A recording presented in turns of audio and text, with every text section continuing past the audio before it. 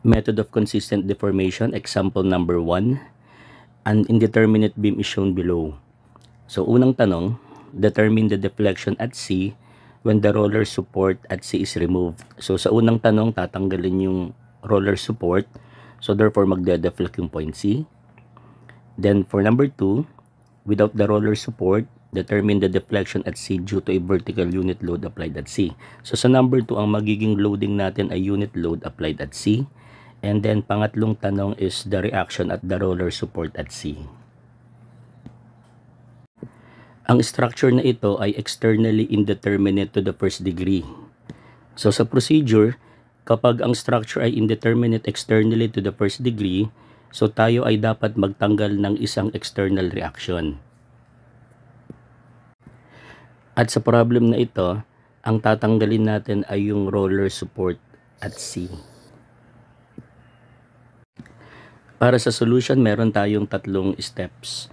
So sa step 1, tatanggalin natin yung redundant restraint. At sinabi nga sa number 1 na ang tatanggalin ay yung roller. So yung roller yung redundant restraint. So ito na ang primary structure. So tinanggal na yung roller support. At yung primary structure ay subjected sa original loadings 24. And due to the original loading, yung structure ay magde-deform. So ito na yung deform shape. At yung deflection sa C due to the original loadings ay tawagin natin delta CO.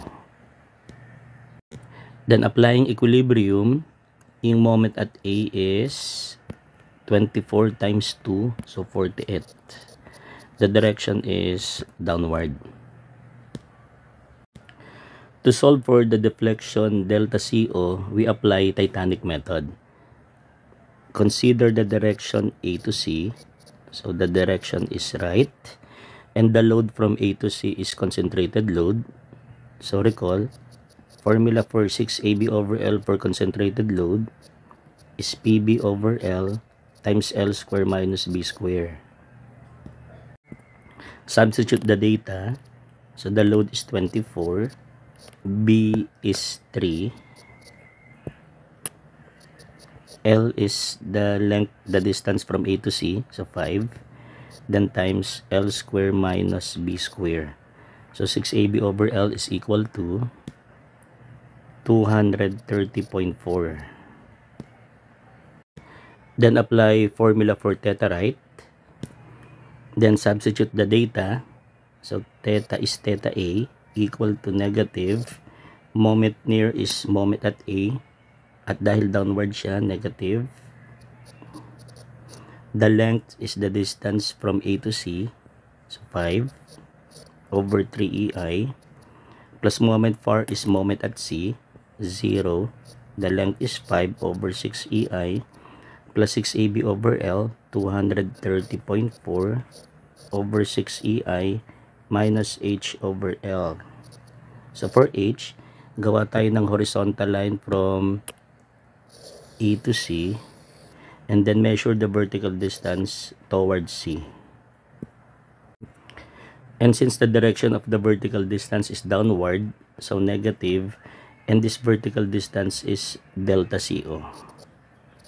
And since yung point A is a fixed support, then theta A is 0, so that delta CO is equal to positive 208 over EI. So inassume natin na yung point C ay nag-deflect down, and since positive ang result, so therefore tama yung assumption na ang point C ay nag-deflect down. Take note na sa method of consistent deformation, meron tayong sign convention for deflection. At ang sign convention, kapag nag-deflect down, negative. So ito na yung sagot sa unang tanong. The answer is letter B. So mahalaga itong negative sign na ito na. Step 2. So tayo raw ay maglalagay ng vertical unit load at C. So meron tayong choice. Pwedeng ang direction is upward or pwedeng downward. So kung upward yung ginamit natin na direction, so ibig sabihin, yung CY ay inassume natin na upward. Due to this unit load, yung structure ay magde-deform. At ito na yung deform shape. So yung deflection at C ay tawagin nating delta CC or pwede rin namang FCC. So ang ibig sabihin ng first subscript is the location of the deflection, so at C. And yung second subscript naman is the location of the unit load. So the unit load is applied at C. Applying equilibrium, the moment at A is 1 times 5, so 5, and the direction is upward. Then we apply Titanic method to solve for the deflection at C.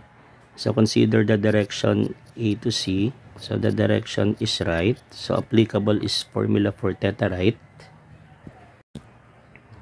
Theta is theta A equal to negative. Moment near is the moment at A. So dahil upward, positive 5. The length is the distance from A to C.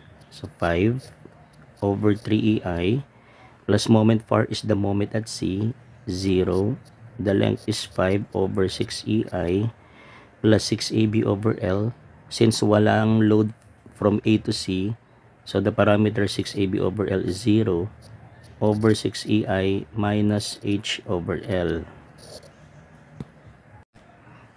For H, gawa tayo ng horizontal line from A to C. Then measure the vertical distance towards C. The direction of the vertical distance is upward, so positive. And the vertical distance is the deflection. So we use FCC. And since at point A, the support is fixed, theta A is 0. So that FCC is equal to positive 125 over 3EI. Positive means that the assumption is correct.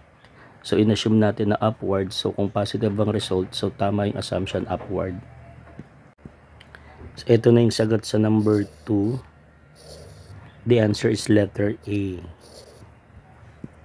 So take note na ang FCC ay tinatawag na flexibility coefficient.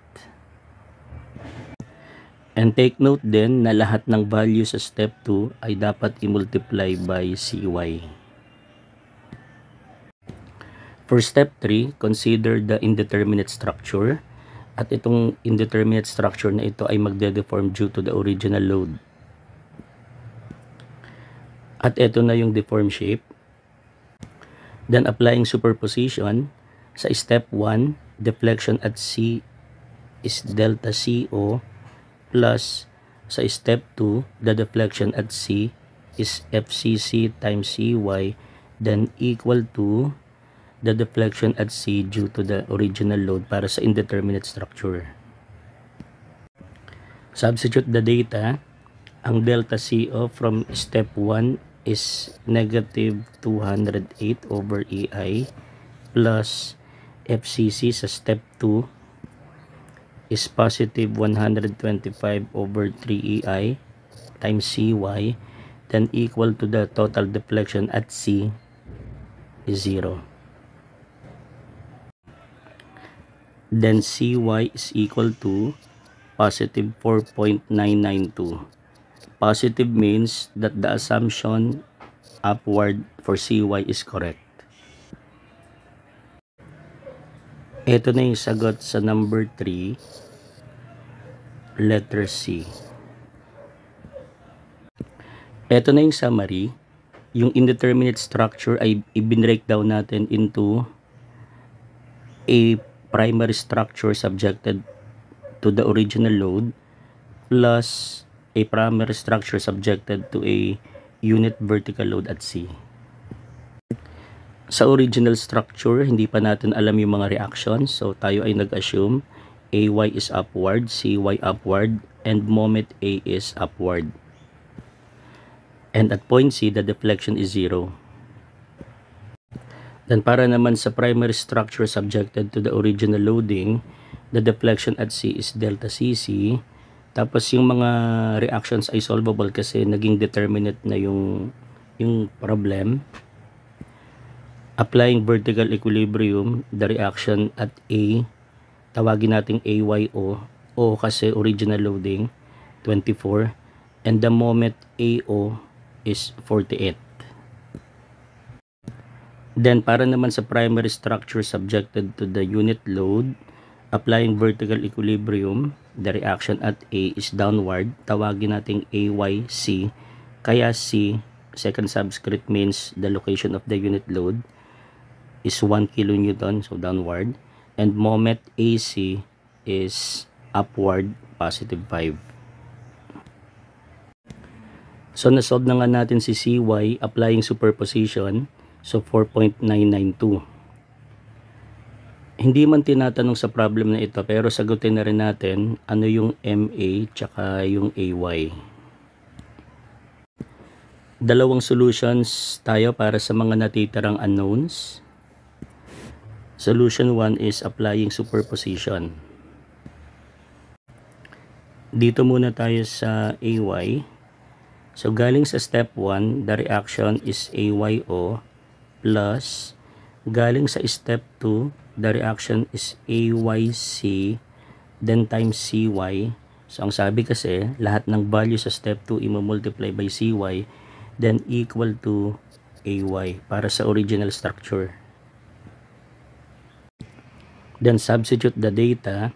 So AYO is upward, so positive 24. Then plus AYC is downward, so negative 1. CY is 4.992, then equal to AY. So that AY is equal to positive 19.008.